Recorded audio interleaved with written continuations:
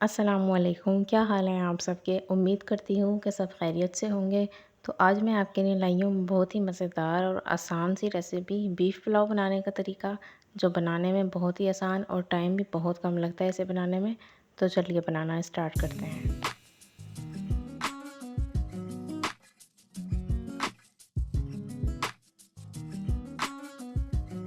आधा किलो लिया है मैंने बीफ का गोश्त, हड्डी वाला।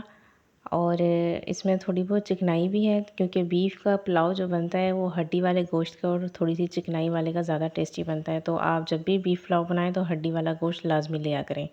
एक अदद छोटी प्याज ली है, 5 अदद लहसुन के जवे हैं, साबुत गरम मसाला, 1 चम्मच भर के सौंफ ली है, 1 चम्मच भर के लिया है साबुत धनिया, और 1 चम्मच लिया है मैंने नमक का। तो पुलाव की सबसे पहले हम यखनी तैयार करेंगे, उसके बाद फिर दूसरा स्टेप।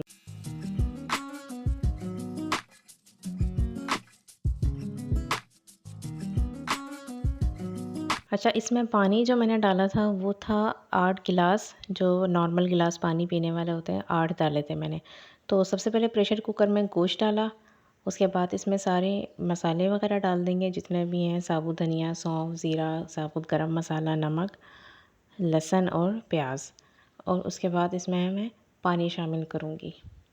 पानी की क्वांटिटी थोड़ी ज़्यादा रखूँगी, क्योंकि जब हमें चावल डालने होंगे तो उस टाइम भी हमें पानी की ज़रूरत पड़ेगी, तो हम यही वाली यखनी का इस्तेमाल चावलों के साथ करेंगे। अगर थोड़ी बहुत कमी बेशी रहेगी तो और पानी इस्तेमाल कर लेंगे, नहीं तो ये वाला पानी इतना रखेंगे कि हमें मज़ीद पानी की ज़रूरत ना हो।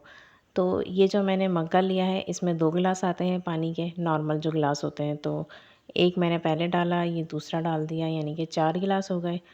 ये 2 गिलास और डालेंगे तो 6 गिलास हो जाएंगे, 2 गिलास और डालेंगे तो 8 गिलास हो जाएंगे। टोटल 8 गिलास इसमें पानी के डाले थे मैंने। तो मुझे बाद में मज़ीद पानी डालने की ज़रूरत नहीं महसूस हुई थी जब मैंने चावल तैयार किए थे।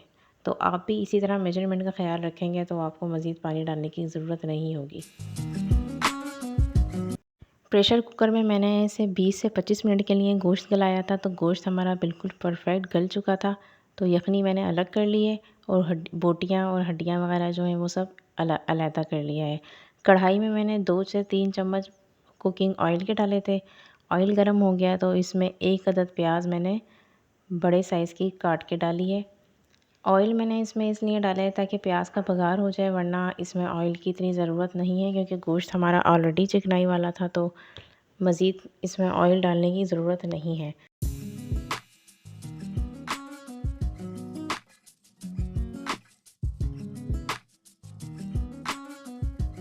तो आप देख सकते हैं प्याज का कलर चेंज होना शुरू हो गया है। तो ये लाइट ब्राउन हो चुका है। अब मैंने इसमें डाला है 1 चम्मच भर के सफ़ेद ज़ीरा। इसे भी थोड़ा सा पकाएंगे, प्याज के साथ थोड़ा ब्राउन करेंगे। उसके बाद फिर हम इसमें जितनी भी हमारी हड्डियाँ हैं, बोटियाँ हैं, तो वो सारा इसमें मिक्सर डाल देंगे और थोड़ा सा पानी ऐड करेंगे, ताकि मसाले वगैरह हमारे और गोश्त जले नहीं। थोड़ा सा पानी इसलिए इसमें डालूँगी मैं कि गोश्त हमारा नीचे से चिपके नहीं, वरना गोश्त चिपक रहा था, क्योंकि इसमें कुकिंग ऑयल बहुत कम है। तो आप ये देखें, मैंने इसमें हड्डियाँ वगैरह और जितने भी गरम मसाला था, जो कुछ भी था यखनी में, वो सब मैंने इसके अंदर डाल दिया है। पानी इसका अलग है, तो मैंने इसमें थोड़ी सी यखनी वाला पानी ही डाला था, ताकि ये गोश्त नीचे से चिपके नहीं। तो इसको मैंने 5 से 7 मिनट के लिए फ्राई किया इसके अंदर। और ये अदरक पाउडर है 1 टेबल स्पून भर के। 2 से 3 मिनट के लिए इसको इसी तरह फ्राई किया था, ताकि जो हमने प्याज का बघार किया है वो इसमें अच्छे से मिक्स हो जाए। और फिर इसमें यखनी डालेंगे। आधा किलो मैंने चावल लिए हैं, तो आधा किलो के हिसाब से 4 प्याली पानी के बनते हैं। तो मैंने जो यखनी डाली थी वो 4 प्याली ही थी, जो कि इसमें मैंने डाली थी। तो आप ये देखें, बोटियाँ हमारी फ्राई हो चुकी हैं अच्छे से ऑयल में, बघार में। तो अब मैं इसमें यखनी डालूँगी। यखनी को इसके अंदर मिला देंगे और चूल्हे की आंच को तेज़ कर देंगे, ताकि इसमें बॉयल आ जाए। और जब बॉयल आ जाएगा तो फिर इसमें हम चावल ऐड कर देंगे। ये लिए हैं मैंने आधा किलो साबुत चावल। इन्हें मैंने 5 से 10 मिनट के लिए भिगोया था पानी में। तो अब मैं ये यखनी में शामिल कर दूँगी।